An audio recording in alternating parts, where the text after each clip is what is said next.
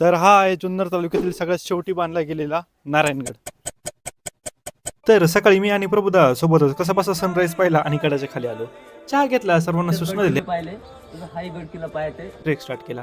हा किल्ला जरी पेशवेकालीन असला तरी इथे सिमेंटच्या पायऱ्या आपल्याला दिसून येतात। पहिले तर इथे आढळणाऱ्या वनस्पतींची माहिती दिली, आपल्याला या गडावरती अधिक साबरकांड या ठिकाणी पाहायला भेटते। त्याच्यानंतर कातळात कोरलेल्या पायऱ्या पाहिल्या आणि दरवाजाच्या अवशेषापाशी आलो।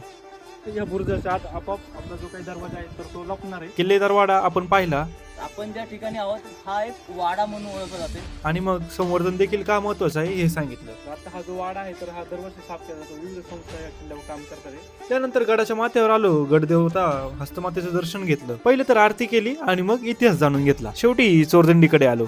चोरदंडीकडे जाण्याची वाट जरा निसरडी होती, त्याच्यामुळे ती टाळली आणि ती वरतूनच दाखवली।